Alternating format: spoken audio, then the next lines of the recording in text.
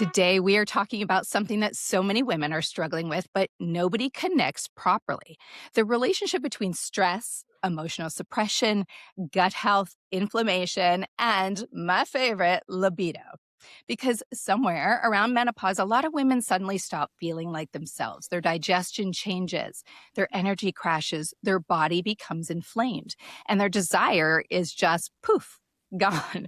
And women are told to take a supplement, cut gluten, reduce stress. But what if the issue is actually deeper than that? What if the body has simply reached its limit, carrying emotional labor, people pleasing, burnout, resentment? All the things we've discussed thus far on Menopause Love Lounge this season, and survival mode for decades. Our guest today is Serena Teddy. She is a gut health expert and functional wellness practitioner whose work focuses on the connection between digestion, inflammation, hormones, nervous system regulation, and emotional health. We are covering it all, and she does this especially for women in midlife.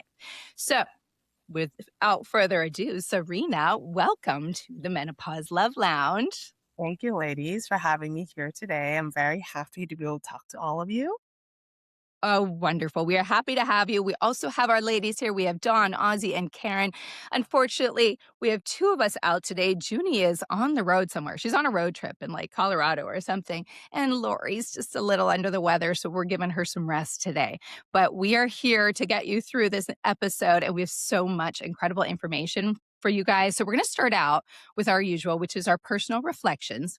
And each of us are going to reflect on the moment that we realized that our symptoms weren't just hormonal or physical, but actually connected to stress, resentment, emotional overload, all the things I just mentioned: the people pleasing, the burnout, the disconnection from themselves.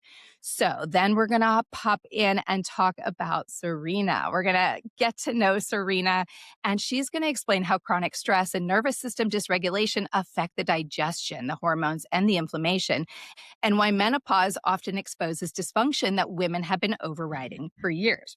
Then, of course, we're going to do our final segment, which is our legs wide open segment, where we are going to play a little game called Helpful or Harmful. And we are going to confess some of the most desperate or ridiculous wellness things that we have tried for our libido, for bloating, for energy, all of those things. And Serena's going to weigh in on what is genuinely supportive versus just a wellness industry piece of nonsense. So we've got a lot to get to, ladies. I'm very excited to talk about this. I think we all are, because we're all kind of going through something, trying different things, and we don't know half the time whether, especially me, y'all know I'm just like, I think it's working. I don't know. Maybe it is, and I'll just keep going with it. So let's get started. We're going to talk about what your body is trying to tell you. Karen, why don't you start out for us and tell us what's going on with you? When did you realize that your symptoms weren't just hormonal or physical?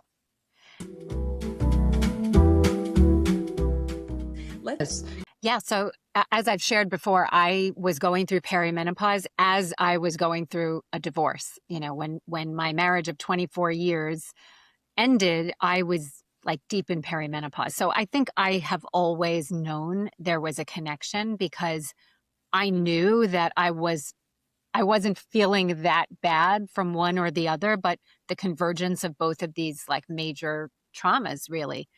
And I think over the years, I would say even now, obviously to a much lesser extent, it's something that I have to actively manage. I just think there's a lot of anger and resentment that comes up. And I don't think I'm unique in that. As women, I think we have a lot of suppressed emotions because we haven't always been told that it's okay to let those emotions out. So, I think I've always known about the connection, and I've been actively working on it. So I'm much better now than I was then, but I can't say like, oh, I fixed it all. And, it's ongoing work, I think. Right. And I'd be curious to know, obviously, what Serena says about that. Serena, do you have any advice or tips to give her on that? No, most women who go through menopause will experience symptoms when they're going through significant periods of stress.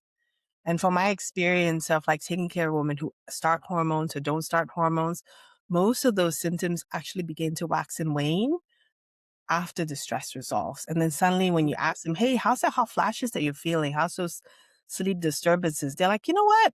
I actually haven't, taken anything? And it just kind of went away. And when you kind of dig a little deeper and ask it what happened, they're like, oh, my divorce finalized. Oh, my parent finally moved out of my house. Oh, my kid is finally off to school and college. Those master hormones actually affect our sex hormones. And it's a fluctuation that people experience that trigger a lot of the physiological symptoms that they experience. And to what you're saying, Karen, about like going through a divorce, that is a very huge shift in your life.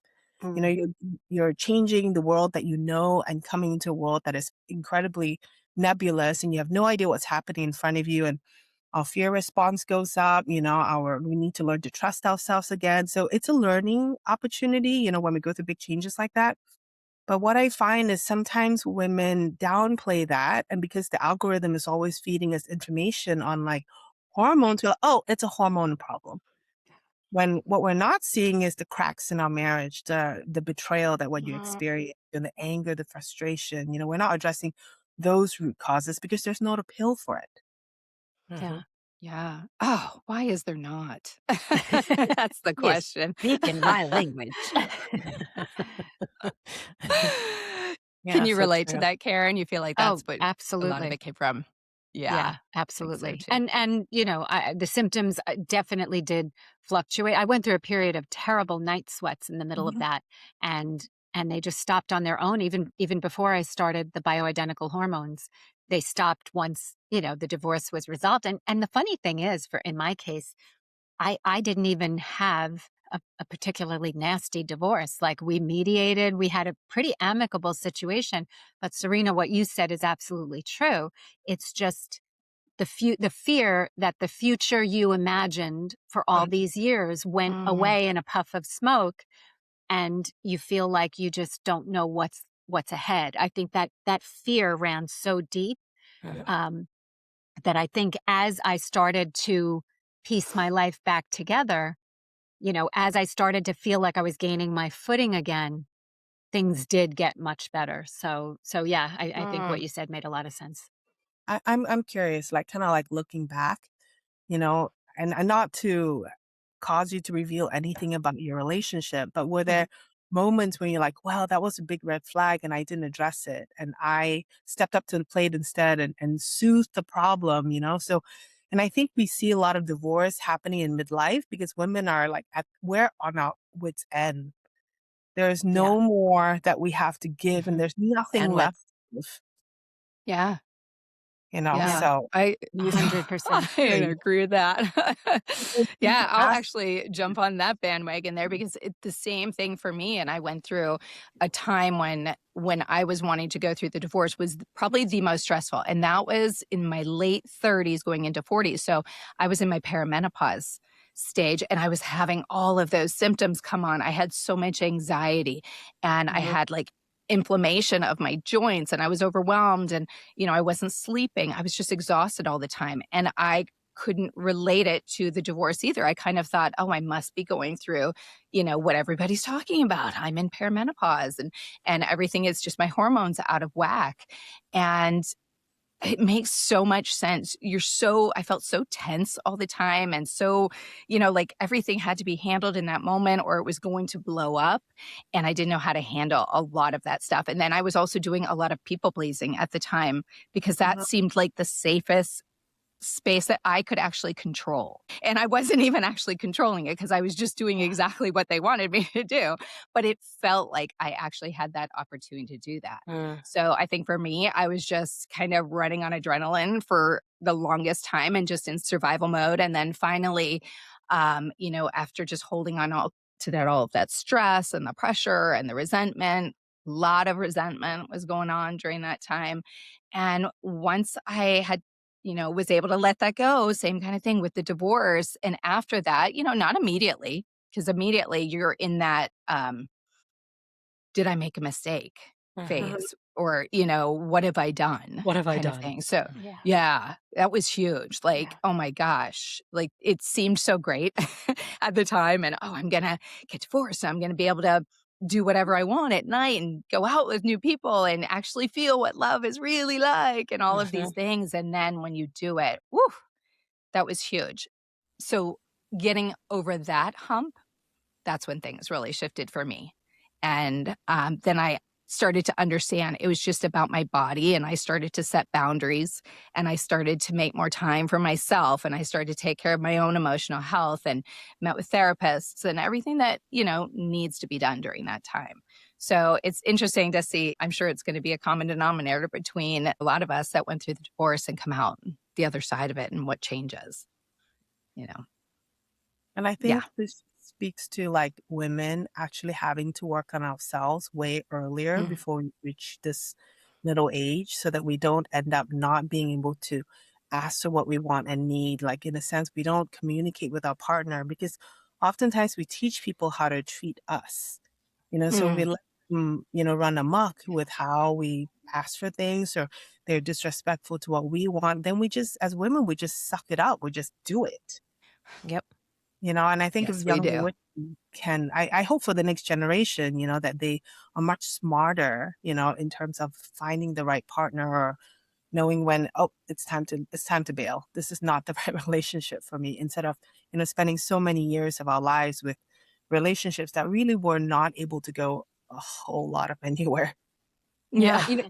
you know what's interesting is I'm actually seeing younger women going on hormones, meaning that they're seeing what we're talking about, right? They're noticing what we're talking about, and then immediately, as you could Yes. tell, there's a shortage. Yes. Yes. Um, and so now it's they're jumping on and they're taking hormones really early on instead of actually really listening to us and understanding how can I set myself up with the right tools to be able to handle when it comes to be able to take care of our younger selves, to heal the parts of us that haven't been healed yet, and Yeah. do the work ahead of it. Because once hormones come in, as you all know and all Mhm. experience, all is right. All all All hell breaks hell loose, right? breaks loose, and all is fair in love and war. Yeah. And so, so I, for my younger clients that I work with, that's something that I always preemptively talk about is before, if you could do this work now, before you get to midlife, you could save your marriage. You could save your sense of self. There's so much you can do ahead of it. And for me, it wasn't my divorce. I mean, I'm sure it was. I think it kind of piled in because I got divorced in before I was 40, so before I went through perimenopause, and then I think what for me it was during COVID. I was thriving. I thought I was thriving. I was a person that handled. I was like, it's a piece of cake. What? I could stay in. I could help 1,000 people, and I would get on and I would do seminars. I would do workshops. I held everyone else. Mm. And I did not allow anybody else to hold me, and because I thought I was fine, right? I was Yeah. over functioning in a time where everybody else needed me, and I was great. Not until afterwards did my body start to show signs of lesions and cysts in my body, and eventually led me to going to Serena's practice and being looked at. And I think I at first it was everyone told me, get on hormones, you'll feel better, get on hormones. And so eventually I did, and I did feel better. But then I realized, I think it was around the time that I started to meet with Serena, I realized that there were a lot of things that were under the hood. So I think Mhm. most women don't know exactly what's going on with their body until they really look under the hood and they see, for me I was relating it a lot of it to also resentment and anger because my liver was activated. So I learned a lot about my liver. I learned a lot about how my body functions and how hormones start to run amok. And for me, I also went to Serena and I said, "Oh my God, I cannot lose weight. I cannot lose Mm. weight." And we started to do some testings, and what we noticed was that my body does not know my liver is not a good detoxer. It was not detoxing well, which meant that there's something going on with my liver. I hang on to everything. And I needed to learn how to let go. And that started my journey of how can I let go? How can I let go? How can I let go in order to be able to allow my body to be more effective and efficient? And not until I did that did the weight start to go down, and 15 pounds down. Woo, woo! Amazing. So with That's a little so bit of good. help, but still, Yeah. I was able to name it. I was able to actually see that it wasn't, the hormones didn't heal me. The hormones didn't fix me. I just I needed to recognize that there was something deeper that I needed to address. And also, speaking to Dawn and getting on some homeopathy and just a mix of things, I was able to, again, when you look under the hood, you will start to go on a different journey. Where do you think your toughest struggle still is? Do you feel like you've kind of resolved all of it, or are there certain things that are still still so magnified? I don't think you ever really resolve everything. I Right. think I just have a better management system, Yeah. right? Which is what you mentioned, which is our boundaries. I was able to Yeah. say no to things that didn't feel right to me. I was able to, right? There are things that I was able to set up for myself so that I could set myself up to win. So my body can function less, less. And yes, I still overfunction. And then I speak to myself and I remind myself that I don't need the love I don't need to access love through my overfunctioning. I could, you know, take a moment, take a rest, take a break. I could give and I could also receive. And I started to do equal parts, sometimes more for me, less for others, but always give to myself. Always, always, always. That's been my non-negotiable. So, Ozzie, I have a question, and I guess it's a question for you and Serena, especially since you've worked together. So, where do hormones fit in with the emotional work? Like, I know they work together. There are people who would say, don't take hormones, just do the emotional work. There are people who say, it's, only take hormones. And, it's obviously it's a blending of the two, but how do you manage that with the women you treat? So for me, I think like for women who are having persistent symptoms, having the hormones there to help and support is helpful. But the way you think, how you process information, how you deal with stress, that is still something that needs to be worked on. So think of hormones as kind of like the crutches that you need when you have like a sprained ankle, right? Hormones are just that. They're just crutches. But at the end of the day, you still have to learn to strengthen your leg, your foot, in order for you to learn to walk and then eventually run. So if you don't lean on the lifestyle stuff and just on the hormones, you're going to end up always limping the rest of your life. So that's where when women come that it's hormones, I'm like, okay. And most of the time it's because they've been on their phone, they've been to the doctors, they've gotten tested. The doctors tell them everything is fine. And I'll touch back into why doctors say that. And then they still have these symptoms. They go to the internet, the algorithm, Reddit, whatever social media thing that they're using. The algorithm feeds them information and suddenly they're knocking on the doors of these HRT companies and asking for hormones. And to your earlier point of like women in their 30s starting hormones, my concern is like, what are we doing to these women who are in their 30s, who are still in a very robust time of their life where they are normally making hormones? What will happen when the body reverts back to normality? Are we giving them so much hormones that we end up giving them cancer 5-10 years down the road? Because the function of hormones is really to communicate. And when we go through a lot of stress, some women lose their periods, and for good evolutionary reason. Because when we go through a lot of stress and we can't get pregnant, guess what? We save resources for ourselves. There's an evolutionary reason why that happens. Hormones are just the body's way of communicating with us. They're really not there to do anything beyond just communicate. And that's all hormones do. So when your body is presenting symptoms, it's telling you something. The question is, are you listening? And do you know how to interpret what it's saying? Yes. All clicks. And just to add to that, for me, it was taking the hormones and alleviating. And I don't think I took it too early, but maybe I did because I still am getting my period every 8 months. But when I did take it, it did it helped me with a lot of the symptoms that I was having: anxiety, night sweats, confusion, right? Foggy brain. And so when when I was able to feel better, I was then able to do the deeper work. And I think we mentioned that in a different episode. It was just, it wasn't a crutch for me. It was more of a tool that I used to be able to feel better so that I could go deeper.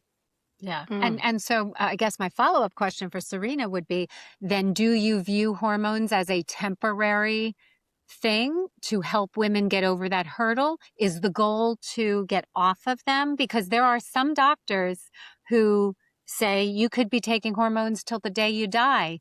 I've Great always question. had kind of an issue with that. So I'm curious what your opinion is about the length of time. So I looked at the data this morning just to kind of like, I figured you were going to ask that question. Like, is there, is You there know any us well. who are on hormones forever? The truth is there isn't. What we do know is that the risk for certain pathologies increase as we age for some women. Now, some women is not all women, it's just some women. So the general recommendation is that it is an individualized approach if you choose to be on these hormones for life. Now, with that said, in my years of practice, I've seen horror stories of women starting hormones and then 5 years later, 7 years later, find out they had cancer and then their pendulum swings to the other side. I never ever want to touch those things. And then I have women in their 70s and 80s who are on hormones thriving and having, a good time, and they are completely okay. Now, I think what we're doing right now is this giant experiment, and we are a part of the experiment, and we won't know until maybe 20, 30 years down the road. So to answer your question, should you be on hormones for life? Look at your risk factors. What is your family risk factor? What is your personal health history risk factors? What is really, really important to you? Because when you talk to women who've never touched hormones, after about 10 years of them being done with hormones, they revert back to their normal self. And you talk to women in their 70s, they're like, I'm fine. Those years of perimenopause, they're okay. Our body will regulate itself. It will get back to normal again. The brain fog will naturally disappear, even if you don't start hormones. Now, with that said, if perimenopause is only a hormone problem, then all the women on this planet should have the same symptoms. But the reality is they don't. Yeah. So it means that it's a much bigger problem than just a loss of estrogen or a loss of progesterone. There are other factors that we have yet to consider when it comes to symptoms of perimenopause. And Serena, how is it that some cultures don't take hormones and they go through menopause just fine, reporting that they don't have symptoms? I'm curious if it changes culture to culture, country to country. What makes the difference? Our perception of women as we age is what makes a difference. Mainly. Interesting. What I mean is that if we saw women only as sexy young things, but we're unable to transform into wise women, into women of value despite our age, then we see the loss of our youth as tragic. And our body, begins to experience all these intense symptoms because it's like we're aging and there's nothing we can do to stop it. The way hairs are going to grow, our wrinkles are going to show up, things are just going to go south, things are going to dry up. And, so we start to panic, and that stress hormones drives a lot of those symptoms. Now, with that said, there is a society in, I think, Yunnan, China, more so society that is predominantly matriarchal. They report a very little, if not any, perimenopause symptoms whatsoever. Wow. But I'm moving there. Wow. I know.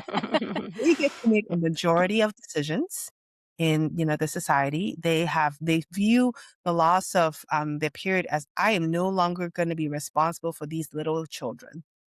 And I now take a different administrative role in the family. I get to manage finances. I get to decide what happens. So they take a much more active role in the society than in cultures where women are seen only as childbearing creatures. Mm. So interesting. So good.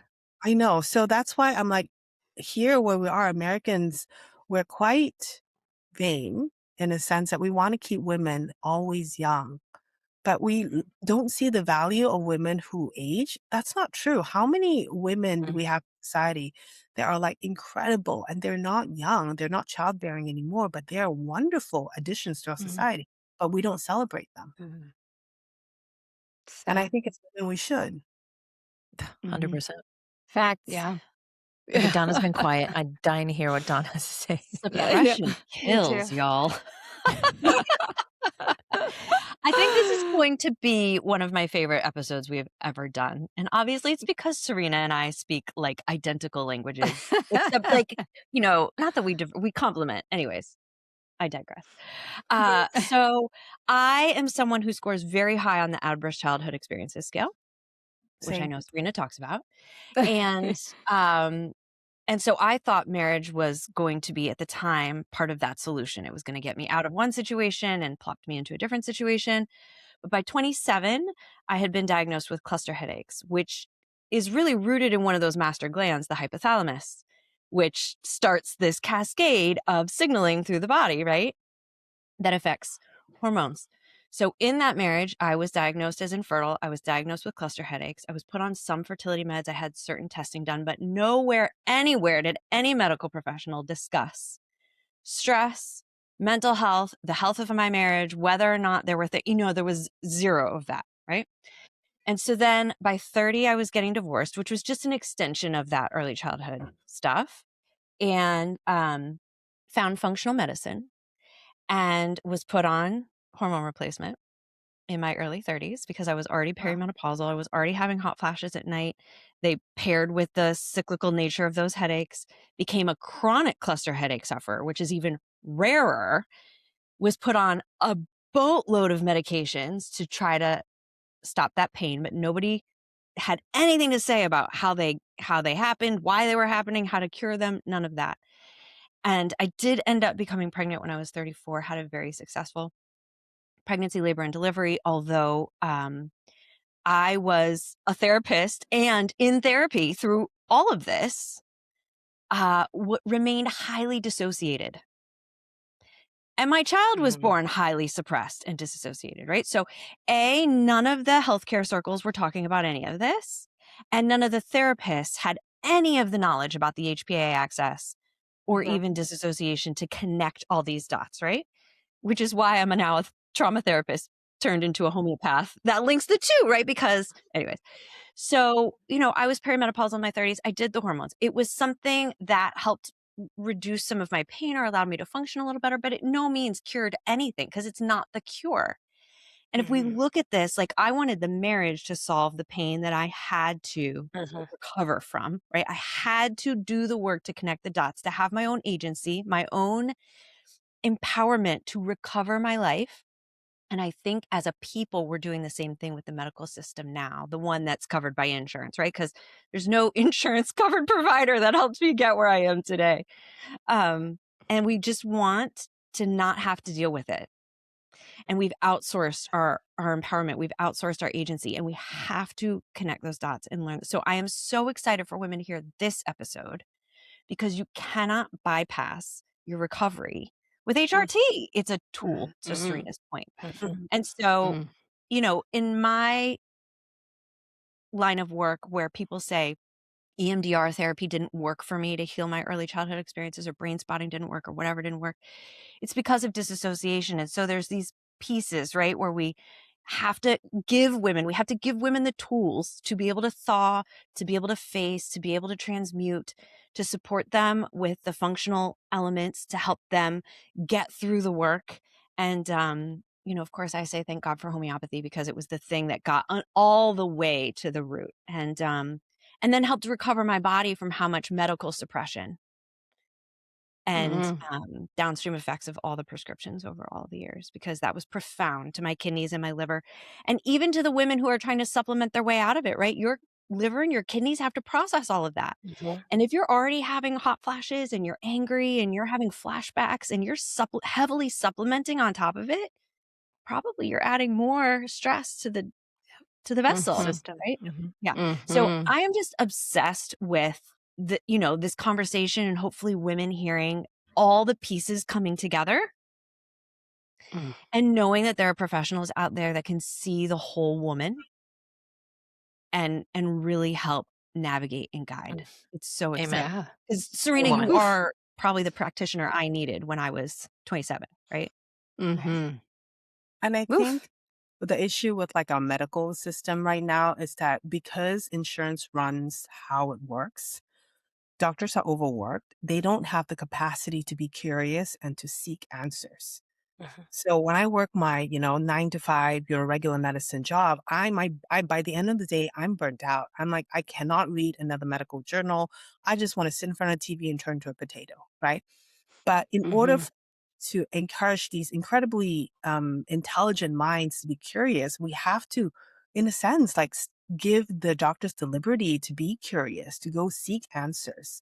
Don, you did what you did because you had your own experience and you knew that the answer wasn't out there. So you started looking for your own answer. Same with me, my experience with the medical community, it helped resolve disease, yes, but it couldn't get me to health. So I had to go and find my own answers. But I hope that that's not the case for everybody out there, that they all end up being in the medical field or in some kind of healing field in order to find their own answers. That would be inefficient. you know? Mhm. Yeah. Wow. That was great, Dawn. Thank you for sharing that. And I love that she can like kind of diagnose you. That's so fun. Do you think, Serena, that our medical system really helps heal disease, or does it suppress disease? It manages symptoms. I don't Yes. know healing disease. It manages symptoms. I think it resolves quite a bit of like if you had a broken leg, I'm definitely going to an ER doctor getting that leg Right. fixed up. Yes. If I Yes. had a tumor, I'm going to a surgeon, get that cut off right now. And then if I had cancer and I need like incredible therapy, I'm going to go for that. But a lot of what we experience in terms of diseases is not something that Western medicine is incredibly good at. And you use homeopathy, and homeopathy works at the level of emotional health and mental health. So it attacks those areas before it becomes a physical problem. And physical problem is where regular medicine lives. Unless I see something, it doesn't exist. Right. So how many of us have walked around for years feeling that something is wrong? There's something going on, and the doctors can't find anything. So we are being gaslit. We're like, maybe we're crazy. Maybe Mhm. we're the Yeah. ones with the problem. Mhm. What do we do? We go online, find a lot of supplements, we start taking them, and then, oh, I heard this is good, that is good. And then we end up with 10 things. Well, I'm afraid to get off all of them because I think I feel good, but I'm not really sure. And to what's actually happening, their liver is overburdened. They're adding to the problem at this point. And now they're like, I have no idea where to go from here. Mhm. One Mhm. of my favorite remedies has been very recently, Serena, has been Natrum sulfuricum. And I'm getting in the weeds here, but Yep. it helps pull dampness out of the liver, which would take how many acupuncture sessions, how Mhm. many, and then and then herbs on top of it. Like, so I've been pulling dampness out of my liver, which can lead very much to cancer. Mhm. Um, Mhm. I- it's been, I have felt so much lighter lately, like so much lighter. The answers are all out there, but we have Yeah. to Yeah. elevate the voices, which is what we're doing today. Elevate the voices that have the answers. Well, and Mhm. the other interesting thing is that I think, going back to what you said, Serena, about medical professionals, when I was deep in the throes of perimenopause, my anxiety was through the roof. That was probably my primary symptom. As Mhm. I said, it coincided with a divorce. Um, Most of the doctors that I went to, and I went to therapists, acupuncturists, my gynecologist, nobody asked me about anything emotional.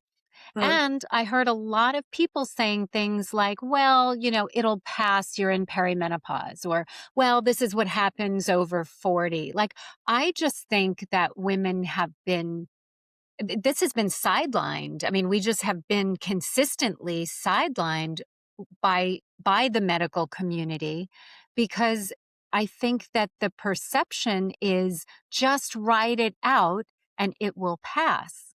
Nobody is Mhm. really addressing the deeper issues that you're talking about, or Dawn, what you're talking about. It just becomes a matter of, let's just manage symptoms. So it is interesting, and I'm thrilled that the conversation is now deepening into, okay, let's manage symptoms, but let's look at what's underneath those symptoms, Mhm. and that's kind of why I asked you the question at the top of the episode, because I do think that's kind of a theme of this conversation. that I just don't see when I go to my doctor, my Western medicine doctors. No, you're not hearing these conversations Right. very And many places.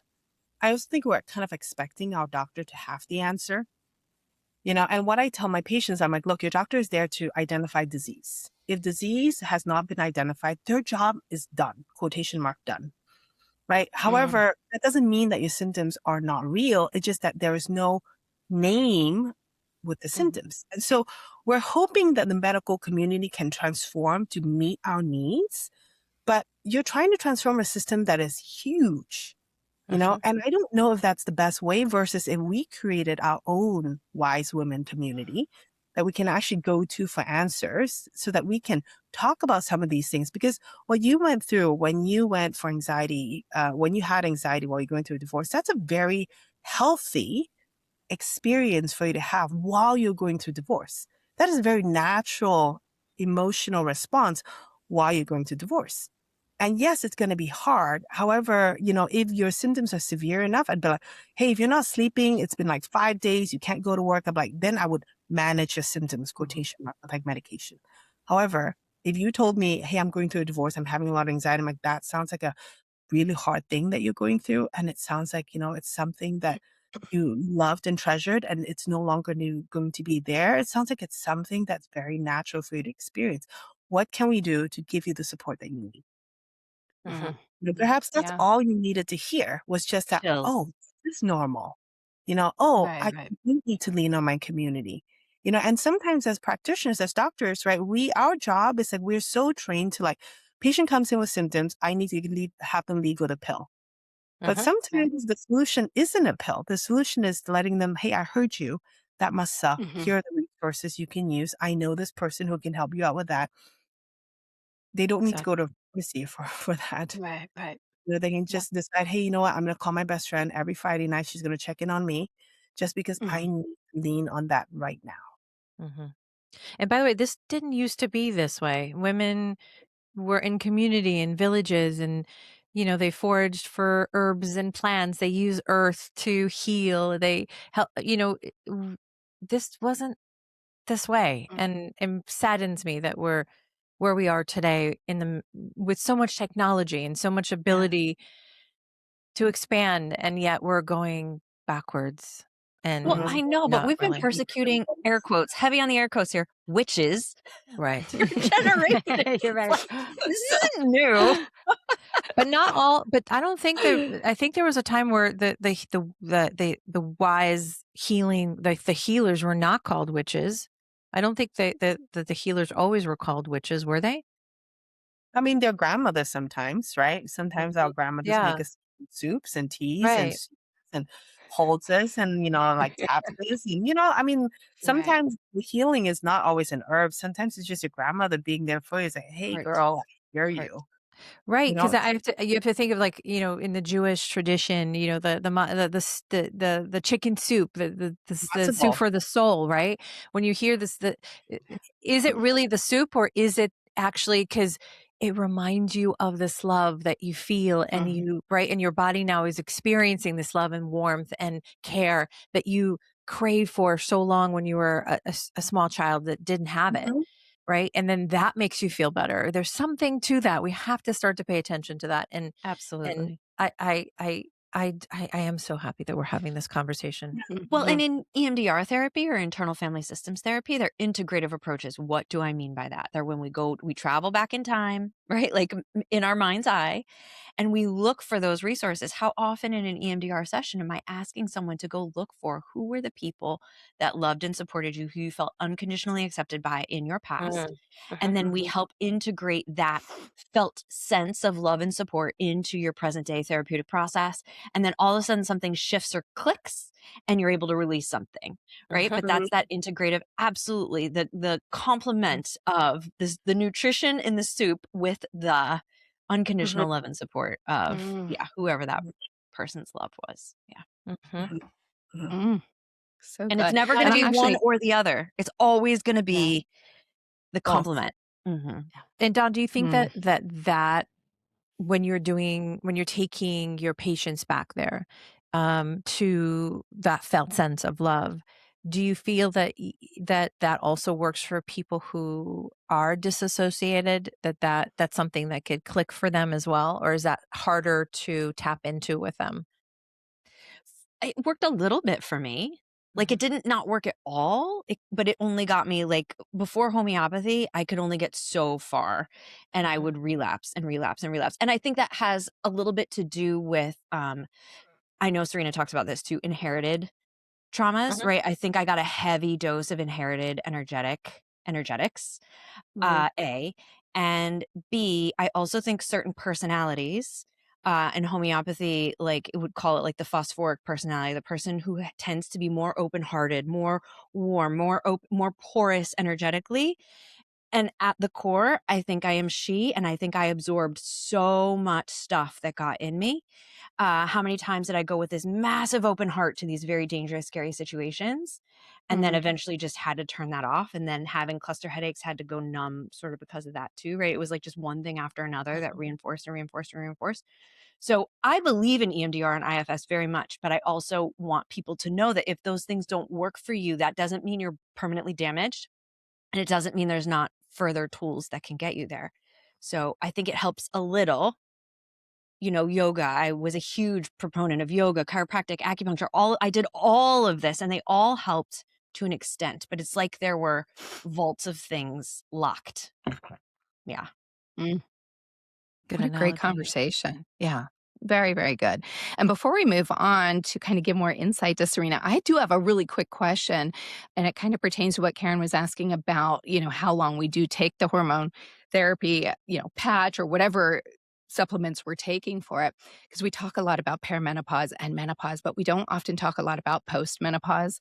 And I feel like there's some like a little confusion or maybe naivety on my side of I'm thinking when I'm out of menopause, whew, I'm done. Mhm. But no, because why would we have that question of do we need to stay on this for the rest of our lives, right? So what happens when we get to that point? We've gone through the menopause, which is only a 12-month period, correct?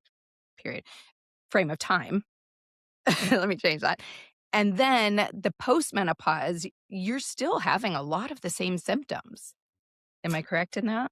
I can't wait So to hear your answer. menopause by definition is the absence of period for 12 months, but nobody ever thinks that's going to be my last period, right? Oftentimes when I ask Yeah. women, when's your last period? They're like, and they start to think, then they start to count. They're like, oh, it was a year ago, oh, it was 8 months ago, or it was whatever, right? So by definition, menopause is the absence of period, but we used your period as the definition of menopause, when menopause is not just about the loss of period, it's also about the hormonal changes that happen to us metabolically in our brains and our gut, everything. So to what you're saying, like, well, my hormones are gone, like I'm not having a period anymore. Why am I still having these symptoms? Well, so we come to discover that ovaries are not the only organs that make hormones. In fact, our gut makes hormones, Mhm. our adrenal glands make hormones, our fatty tissue makes hormones, our brain makes its own estrogen hormones. So all our different body parts makes its own hormones. And I believe that we haven't looked into how it all affects our health because we can't measure them. The only way the scientists have looked into how much hormones are produced is when you get a biopsy. So when you stick a needle in your brain, we don't want to do that too often because you can't keep sticking a needle into your brain to see how much estrogen you have in your brain. We get to do that in cadavers. Same thing with other peripheral tissue. Our peripheral tissue continue to make estrogen hormones. So now we're going to ask, if we're having these fluctuating symptoms, is it sex hormones, estrogen, progesterone, or is it other hormones that we are not talking about, insulin? Is it inflammatory factor? So, and I think you're missing the picture when we think of perimenopause as only as a hormone problem, when it's like a revamp of our whole system. Mm. Does that Right. make The That missing sense? makes piece is like the glands. I don't want to boil it down to a piece, right? But like, how is your pituitary? How is your hypothalamus? How are your adrenals? Right? Like, how is your thyroid? How is Mhm. your parathyroid? It's like all of those. How are your glands? How is your liver? Because if you're still having the hot flashes and the things, it's like your liver is clogged. So it's like, how are your glands and your organs? Right? Kidneys are often deficient when adrenals are deficient because they're like best friends in the body. So Mhm. how is the health of those glands and those organs? And that's what you're calling postmenopausal or whatever symptoms, but it's It's all this everything other. else. Yeah. Yeah. It's not just the ovaries. We've simplified it for the sake of explaining it to the mass public, but it's much more complicated than that. And thank God for that, because if we didn't have these fail-safe systems, when our hormones drop, we would just kaput. But luckily we have these fail-safe systems in working behind the scenes that continue to have things happen, even when our ovaries are no longer producing excessive amounts of like estrogen. So what can we expect in postmenopause? It depends. If you're on HRT, it's a lot more confusing because we don't know when you actually menopause, because some women are still having period, but if you're not on hormones, and from what I have, seen, is that most women do experience their brain comes back, their gut normalizes, their sleep normalizes to a certain extent. And I say that because they all wake up at 3 or 4 in the morning. As I well know. Yep. Oh, Yep. I God. know But those Karen, mornings. The remedy you and I have most recently been discussing is a liver remedy. It's a pelvic liver remedy, right? And so, yes, it's like when the body hits those walls of its capacity to detox itself at night in our sleep, right? And we're still over functioning. Like, it's like, again, postmenopausal, it's like, well, how are we living still though? Like, how? Yeah. And as Western trained, like, we don't know enough about the liver beyond like, oh, it's elevated because you drank too much alcohol, you have hepatitis. But there are these subtleties in the liver that we as Western trained don't really understand. Versus if you're Eastern trained, there's a lot more emphasis in this giant organ as well as your spleen in understanding health. But in Western medicine, we're just looking at disease. And so you're asking your Western doctor who's trained in only disease to look for the subtleties in health. I don't think that's fair. Because they look at the body like a car, right? You go to the hormone specialist for hormones, you go to the sleep specialist for sleep, you go to, right? But it's all connected. And so when you treat the body like a car, like the tire has nothing to do with the engine, has nothing to do with but that's not how the body is. And so, yeah. And so that's why we're in the problem that we're in. So it sounds to me like it should just be called perimenopause, menopause, and you're not done yet, menopause. Let's drop the post. No, all right, figure your shit out, menopause. Figure your shit out, menopause. We could come up with a lot of names for that one.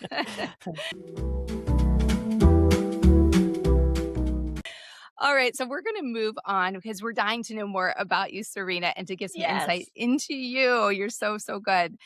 So Serena is the founder of Steady Health and Wellness, where she combines functional medicine, nutrition, neuroscience, and psychology to help people uncover the root causes behind chronic symptoms, burnout, gut issues, and hormone imbalances.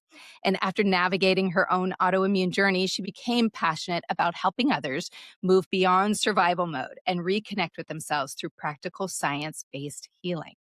She is known for making complex health topics feel honest and relatable, just as she is here. And she focuses on the connection between stress, trauma, emotions, relationships, and physical health. Her work explores everything from gut health and nervous system regulation to the emotional patterns and chronic stress that can keep the body stuck. You got a lot on your plate, girlfriend. That's a lot. Yes, she does. Yes. It wasn't intentional. It wasn't. It never is. But I think that's the case with integrative practitioners these days, right? We take it all on because we see it's all relevant. Yeah. Yeah, it's all connected. So let's get a little bit granular on this. So, a lot of women in midlife are suddenly starting to experience the bloating and all the food sensitivities and constipation and the weight gain, even though maybe nothing has really changed for them. So what is actually happening in the gut during those phases of perimenopause and menopause? What's going on there? We have receptors in our GI tract that correspond to estrogen and progesterone, and any women who's had babies will say that's true. Because what happens when we get pregnant, we all have heartburn and we're all constantly bloated all at the same time because we have a massive amount of hormones going on in our body. What's happening in perimenopause is that we start to see fluctuation in those hormones. It's more of the up and down that's really kind of like a roller coaster ride. And the gut has a hard time dealing with that large change that's happening. So estrogen, the things like, gut motility, helps with in the immune health of the gut, helps with barrier as well as the estrogen. So when your estrogen begins to change, same with the progesterone, you begin to experience symptoms of like bloating, constipation, IBS, leaky gut. So it's because of the effects of those hormones. Oh, interesting. I always thought that the heartburn, or I was told when you're pregnant that it's the baby has a lot of hair. Is that like Old they wives' always say, tale. "Oh, your baby has a lot of hair." My Remember my mom sister saying that. has severe heartburn. Her both babies came out bald. So I don't know. No relation. I don't Mama know. lied. It's from the progesterone. The progesterone just slows everything down, so, and for good reason, your progesterone is there to kind of keep your uterus in line. So you're not losing it in the first trimester of your pregnancy, but Yeah, what you're feeling is the effects of the progesterone. Mhm. And we see that in interesting. women in the perimenopause, when the progesterone and estrogen begins to change, they do experience more gut symptoms. But not everybody experiences gut symptoms, which to me is fascinating because I think it's got to Yeah. do with their estrogen, the microbiome in the gut that helps with metabolism of estrogen. That's, I think, what Mm. is one of the factors that can affect whether or not they develop gut symptoms or not. That is And Serena, fascinating. Be- uh, oh, go ahead, John. I was going to ask if you found that most people have some level of leaky gut that then gets like exponentially worse during menopause, but you're saying no, that's not the case. Well, it's hard to say if it gets exponentially worse because you would have to measure them before they could develop gut symptoms and after.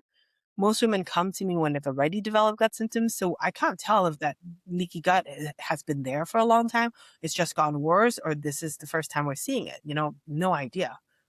But your estrogen, so you have an estrogen problem if you respond to calcium deglucarate. Hmm.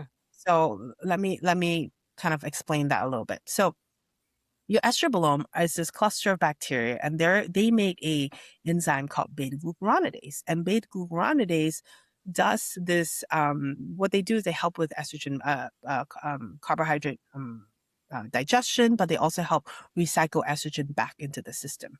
So what the liver does is when you've had excessive estrogen, the liver deactivates estrogen, throws it into the gut, and what the gut does is stores it until it's time to exit. Right? Now, your estrogen, what it does is when it makes this enzyme, it can uncouple that estrogen, making it active again, and it is recycled through the gut back into your circulation.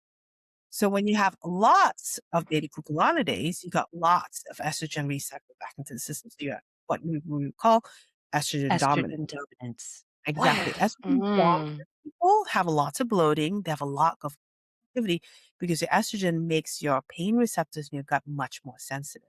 Mm. So in the sense, Mm. like working on your gut microbiome can actually affect your hormones because you're working on addressing the estrogen, but you also need to address the other pieces of what affects your gut health, like your stress, your toxin exposure, your lifestyle choices, yada, yada, yada. Does that make sense? That's very interesting, Serena, because I only recently started becoming very sensitive to gluten Mm. to the point where I'm so bloated and uncomfortable that I have basically cut it out of my diet. So what you're saying is interesting. So if you develop like new sensitivity, I would say don't guess, get tested. Mhm. Okay, because sometimes we are very good at DIY, right? We all fix our Yeah. own problems. Something needs to be Yep. broken, go on online. Well, plumbing, we can fix that. Electricity, maybe not that, but Chat something needs GPT comes in handy. exactly. Yeah. Exactly. So Yeah. if you're noticing, hey, I'm having more symptoms with gluten, maybe you're not having symptoms with gluten, but maybe you're having symptoms with yeast. Mhm. Maybe you're having symptoms because you're not clearing your stool regularly, so you're not pooping as cleanly as you should. Maybe there is an issue with motility. Things aren't moving the way they should. So, and we think, oh, that's because I have leaky gut. And I'm like, that may not be the case. You may not have a leaky gut. It might be a motility issue. It could be a dysbiosis issue. It could be true sensitivity. And we're using bloating as the symptom, but we're clustering it and said, I have a leaky gut because I'm bloated. I'm like, that's too linear. Yeah. Right. Mm. Right. You gotta open the hood. You Yeah, gotta, that's it. that clanking noise is not always the carburetor or whatever car pump. Right. Yeah, Yeah. you're talking about We being don't able to know. really nail Yeah, down yeah. some level of causality. That's very cool. Yeah. Yeah, and And Yeah. it's Serena, talk about when, people like me. So I process estrogen, as you know, quickly. So yeah, estrogen doesn't. So talk about in that, and I also at the same time have one of my symptoms is has for a long time been constipation. right. That motility is not always at where it needs to be, and my gut stuff starts to activate. So let's, if you don't Ooh, mind, talk tell about that. us. Constipation. Talk about So what? Tell talk us about about her constipation. Talk about my constipation. there's a lot more complicated people out there than people realize. Right. And when you've made a good poop when you just suddenly feel really, really clean.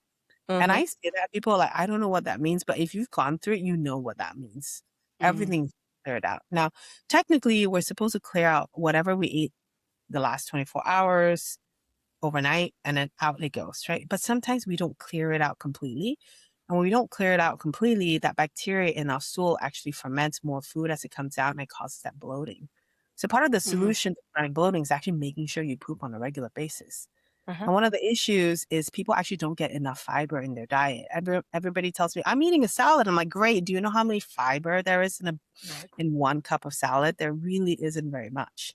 Mhm. And then all of us are low carb because we're all afraid to gain weight. So we're missing all the beans and the lentils, all the things that are high in fiber, and also all the things that causes bloating. So we miss out all those. So we don't get enough fiber in our diet. And as a result, we don't actually poop completely. And we're chronically stressed. So when we're stressed, our parasympathetic nervous system doesn't completely activate when it's supposed to. It's almost like I tell people, like, if you're chronically sympathetic, you are a car that's constantly on. And even when you're in the driveway and your car's parked, your car is still on. It's not turned off, not completely. So for people who are chronically constipated, one, unless they had an issue of I had a GI infection X number of years ago, and after that my gut changes. Now that could be because there's damage to the motility, or it's because they're chronically stressed that could affect their gut motility, or it could be that they actually need more fiber in their diet. So there are many reasons as to why people are constipated, but a lot of people are actually more constipated than they actually believe that they are. I did an experiment with one of my patients, and it's a beet experiment. I had her eat beets and had her wait see how long it took for it to come out. 2 days For before beets. she all the beets, and she poops every day. That is So what really clever. I know, but what she was pooping was actually poop from 2 days ago. Yeah. And then there's the fermentation you're talking about in the bloating. That's the fermentation that I'm talking about. So she's pooping daily. So she's not wrong. I'm pooping daily, but things aren't just clearing out properly. Well, what do beets do? It dyes the stool red. Yeah. You can do So Cheetos. No. No. Hot Cheetos. No. No thanks. And shouldn't it? I think I'm pretty sure I heard this, that when you are pooping clean, I mean, you should be able to just wipe and it is clean. You don't even need toilet paper when your body is so clean and it just comes out like that. We'll say that. But if you're Uh-oh. but if it's using streaks, you're not wiping completely. It could be because of a valvular issue. The rectum isn't closing completely. There's, some mucus coming out. So there's stuff happening. There's You stuff opened happening. Pandora's box, Andrea. It's a This very isn't the poop shitty episode. conversation. Great conversation. Well, I do want to touch base on you mentioned about all the DIY stuff out there, and women are constantly trying to do that through social media, podcasts, supplements, wearable devices, Google, and now, of course, AI. And there's so much conflicting information also around the probiotics and fasting and gluten and dairy and detoxes and gut healing. So, what are some of the biggest myths that you see women believing right now? And what should we actually be focusing on? Can you give us just a couple examples? Yes. The biggest myth is that it's a leaky gut or it's SIBO and this supplement will fix it. Mhm. That's usually what I get a lot of. I have these symptoms. I took these supplements. I think I'm better, but I'm not really sure, but I still have bloating. That's the kind of patients I Mhm. see. And what they're failing to do is they're failing to address all the stuff that's free. So we're talking about diet, we're talking about lifestyle, we're talking about sleep, we're talking about better boundaries. They're failing Exercise. to address and exercise, exactly, and exercise. They're failing to address those because those are usually what fixes a majority of the problem. But most women, because they're so busy, because they have so many roles, they're reaching to supplements and hoping that that's the answer. The And then they're Mhm. fix. more and more, going from one supplement company to another, to another, to another. And before I know it, they're like taking like 5 antimicrobials. And antimicrobials, people are like, oh, they're just natural. They should be fine. I'm like, we shudder when we have to go on an antibiotic. What do you think an antimicrobial is? It's an Yeah. antibiotic, but it's natural. It still has antibacterial effects. And so Mhm. what are we doing actually to our gut when we just take these things without really getting tested? Right. So Or do you knowing have our them body. stop taking it? Or you like, quit with the It supplements? it depends on their symptoms. I've had a few patients that I had one patient come to me with like 47 supplements. And I'm like, and that not you actually, was someone else. I couldn't remember how many. I My had a client. lot. And when I drastically reduced to only the ones that they needed and only that, I did nothing else but only that because they're waiting for new things to arrive, the bloating like almost went away completely. I think it's because the Mhm. liver was not processing so much information. Mhm. It's almost like we're screaming at our body, do this, do this, do this, do this, do this. And your body said, I don't know what you want me to do. And they just kind of stall. Well, and the body also knows how to do it on its own. So if you're adding more things, excuse me, if you're adding more things to try to help it, right? Yeah.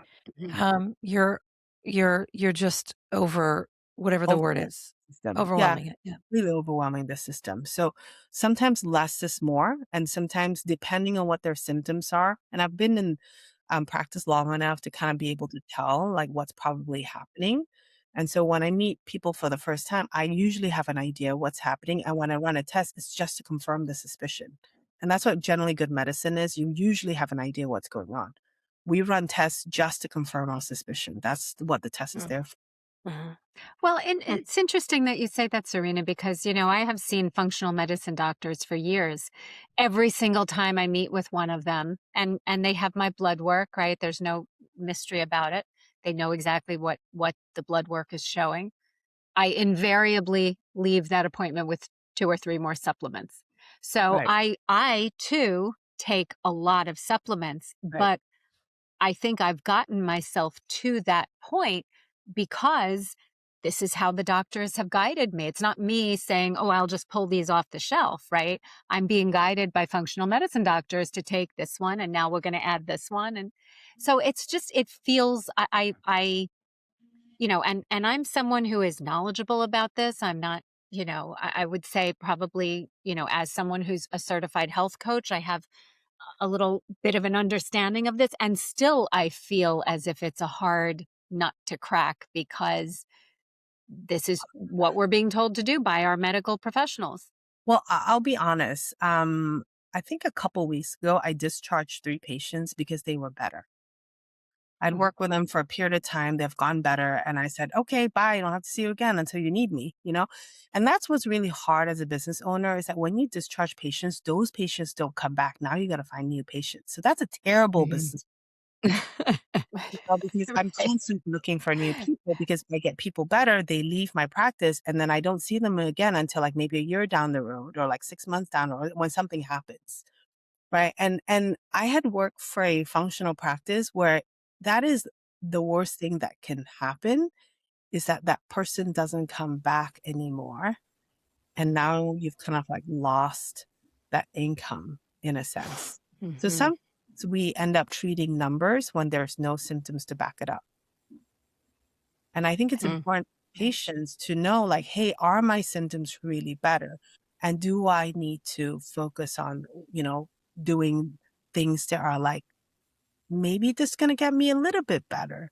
But for me to take 5 things to get me a little bit better, is it worth it? You have to have that honest conversation between you and the practitioners, and you have to make the decision for yourself because there is no good answer.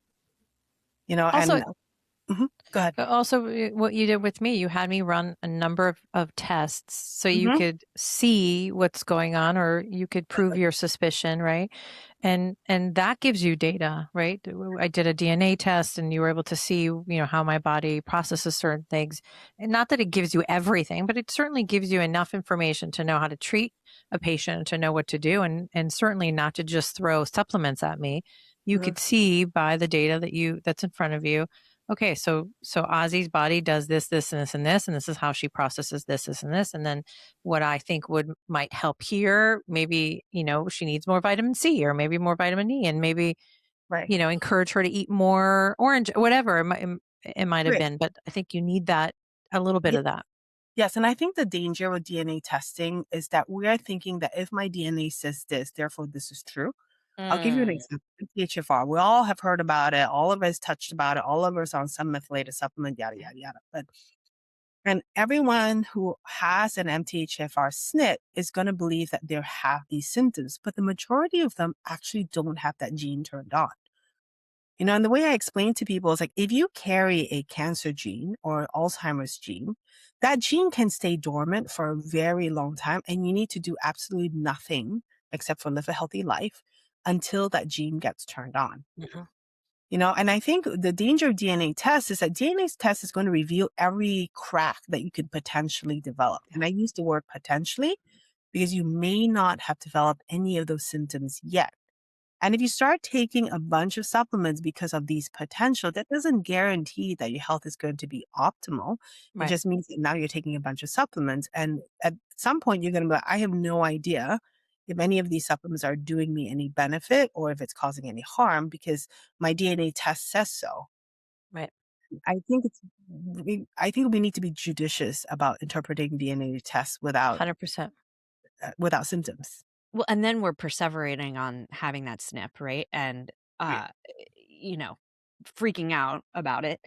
And I even feel myself tempted to say, like, Serena, what are your go-to list of supplements that you do recommend? But it's individualized, right? I'm clearing this head cold right now, and I muscle tested myself for vitamin C yesterday, and my body said no. How many people would be sick and consider not taking vitamin C? My body doesn't need any right now. It told me very clearly it didn't need it. And that's probably the best answer, right? Is like, right. But not everybody knows how to muscle test. Well, not everybody have access to muscle testing. So they're going to lean on information out there to treat information inside because we don't have access to how to fix ourselves. And so we're like what you're saying earlier, we're outsourcing. I even had a patient like, are you sure I'm better? And I'm like, do you have any of the symptoms you came through with? They're like, no. Then I'm like, that means you're better. Self-trust. Yeah, no self-trust. I'm like, yes, I'm sure. But they're asking me how they should be feeling. I'm like, there's something wrong with this picture. Okay, well, we're going to move on to our Legs Wide Open section where you're going to give us a little bit more of these myths possibly that we're dealing with. Good. Okay, so here's our game. I'm going to throw out some popular wellness trends that women constantly hear about online during menopause and perimenopause. So ladies, if you have your paddles, Serena doesn't have one, but we have our yes or our no. So green is going to be that it's helpful, red as if it's harmful. And then we're going to ask you, Serena, if you agree or disagree and kind of let us know why are women trying it? Does it actually work or is it more harmful than good? Sure. Cool. Everybody ready? All right. Number 1, cortisol mocktails. Are these trendy hormone balancing drinks actually helping with our stress, or are they just expensive juices? Cortisol mocktails. Oh, what the heck is cortisol mocktail? Let's hope Serena knows.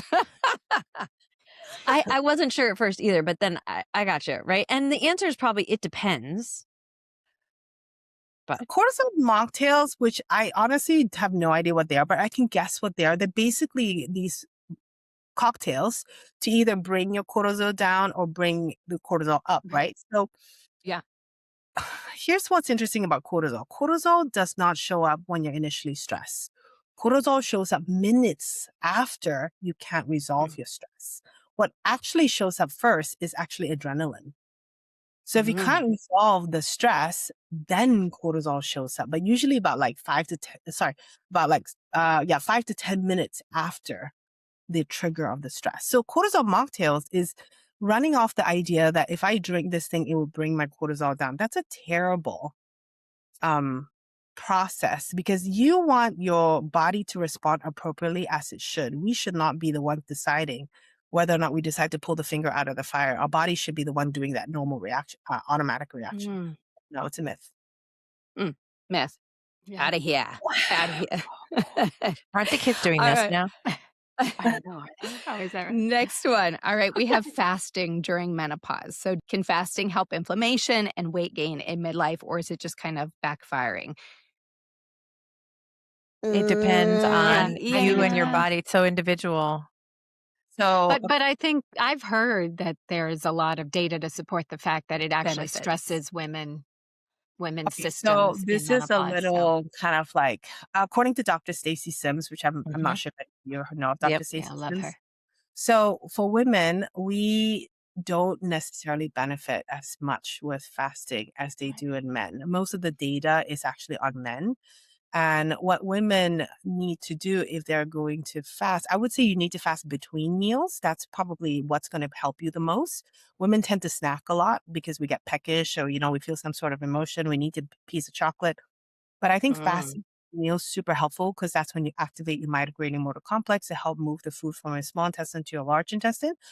But fasting in the morning before you work out is probably going to hurt you more than if you ate a little something before you work out. And why is that? Because our cortisol goes up. And when we eat, we actually bring our cortisol down, and that actually helps regulate it for the rest of the day. So for women, between meals, yes, 4 to 6 hours. In the morning, if you're going to do a morning workout, eat a little something to try to help regulate cortisol before you go work out. And it doesn't have to be a big anything. It can just be a bite of cottage cheese. It's just to signal to your body, we have food, we are good, we're safe, okay. let's move on throughout the day. So I like What that. a fantastic answer. Yeah, it's really good. All right. Number 3, magnesium before bed. Is that as helpful as we think it is with sleep and anxiety? yes. We're all saying yes, but Dawn's on a Well, because I do think that, like, I don't think my body needs any more magnesium anymore. I think I've taken so much of it, not none, right? But I think I'm at an optimal level. So again, it's like, if I were to muscle test for magnesium lately, it would typically say there's enough there. So I'm only flipping to say we should have some level of understanding about what our individual bodies are actually saying. Do you muscle test for everything that you take, by the way? Often.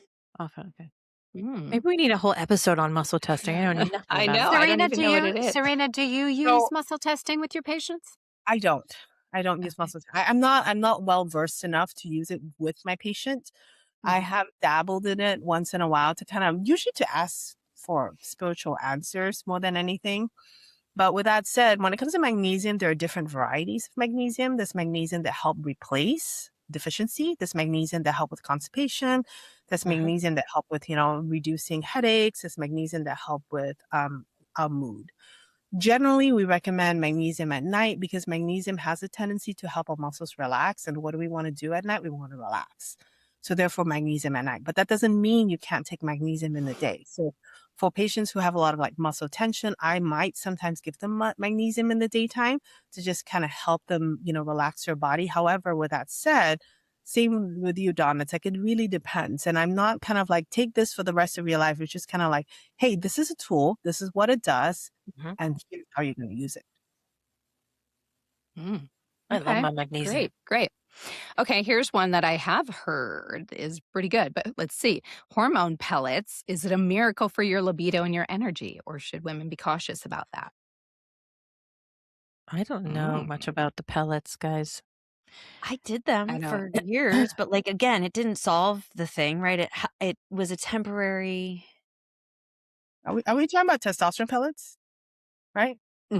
Yeah. I think they put all of them Are those the in ones you put? Yeah. They put all of them. Yeah. It was measured and then they put it all in a pellet. They surgically implanted it. I did get pregnant when, right? Like the HRT did probably help with the fertility. So I think now they use testosterone pellets to help with libido, which is I think where the question was leading, right? Interesting. Yeah. I've had women really benefit from testosterone pellets, but I've had women go on testosterone pellets and still not want to have intercourse with their partners because there's other deeper things going on. Now they're just horny and frustrated. Yeah. That was Not my a good girlfriend. She's like, combination. Not a good combination. Yeah. Wait, My while we're on girlfriend that, took 'em. while we're on that and- subject of libido, what about estrogen creams? Estrogen creams in between the for thighs, the yam cream and stuff. libido? Well, I think they're using for libido, but there are other things that it's actually really helpful for now that, I mean, again, I don't know if this is just what is being fed to us again, but that's what everyone's talking about now is the Usually when estrogen you do creams. estrogen creams, I don't see that so much for libido unless the estrogen is also doing other things to help alleviate the woman's symptoms. You know, but what's interesting when it comes to hyposexual arousal disorder is that the one medication that we do have, Addie, is not hormone based; it's serotonin based. So that is actually what turns on women on quotation mark. And do you know that joke that they Pink have? pill. Yes, The the pink pink. pill, What yeah. turns women on is in like one big button. Like men, it's like simple. Women, our arousal and our libido is, related to other factors, how we feel Right. about ourselves, in our relationship with our partners. And now, with that said, I'd like to challenge that thought a little bit, which is polycystic ovarian syndrome. Those women have lots of testosterone. They don't necessarily have more libido. Mhm. Makes so what's the sense. relationship with insulin? Yeah, it's PCOS is an insulin problem, but those women, that's why they have acne. That's why they And have hair. hair growth. It's from the testosterone, but they don't necessarily have better libido. So I'm sure if the pellets are 100% improving libido, if there's a slight placebo effect, so that's just kind of like my thought. Don't believe everything you see on Instagram. That's right. Okay, well, what about this one? Apple cider vinegar shots for gut health. Game changer or overhyped social media trend? Depends on your Yeah, I think it right. depends. If your body's highly I heard it was acidic, good. right? Yeah, depends on Probably your gut. don't. Yeah, it does help with blood sugar, the apple cider vinegar, the acetic acid. It helps with, regulating your insulin release. So it does help metabolically. I will caution people with apple cider vinegar, just make sure you mix in water and not do a straight shot because of your teeth. The dentist is probably not going to be very happy about that. But who cares about your teeth? Who cares? No, we should Okay. care. Your body like a car. Yeah, right. We should care. And that's a whole other episode, guys. We should do a whole episode on Yeah, things we should teeth care and about. how it's connected. Yeah. Okay, just a couple more here. Mouth taping for sleep. Is that legit? Why did TikTok get way too far away on that? I've never tried it, so I can't even say. I tried Somebody- it. I didn't think I slept any better. But it's not good to mouth breathe. Like that's real, right? But like also, if we did all the things TikTok told us to do, I would be frightened of myself. We'd be like, oh, we don't know what we've been doing. But can we address the reason we're not the reason we're mouth breathing in the first place? Like, can we get to that issue that we don't have to tape our mouths? So the whole point of mouth, by the way, there's myotape. I don't know if you guys have heard of myotape. They're just tape that goes around the perimeter of your mouth. So you can still open your mouth, because some people feel like if they tape their entire mouth completely, they're suffocating, right? Allows you to still open your mouth. It just, your face has to work a little bit harder to open your mouth. Now, if you are mouth breathing, you're probably not breathing through your nose. Which And means so what? means something's happening in your sinus, you're breathing in something, so you probably should address that rather than suffocate yourself at night by mouth tape. Yeah, but what happens when you don't get, just so that the listeners can hear, if you're not breathing through your nose, you're not what? If you're not breathing through your nose, so your nose is designed to clean and as an immune organ, your mouth is not. So when you breathe through your nose, anything that comes in that's a pathogen, your nose is designed to get rid of that.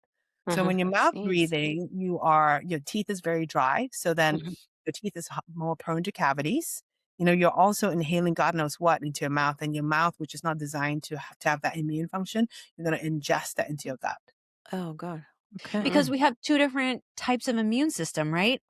We do have two different kinds of immune response, but I think with regards to mouth breathing, that's mainly just to help you breathe mainly through your sinuses and not through your mouth, so you're not ingesting things. And your mouth does have antimicrobial effects. It's just not as strong as your sinuses.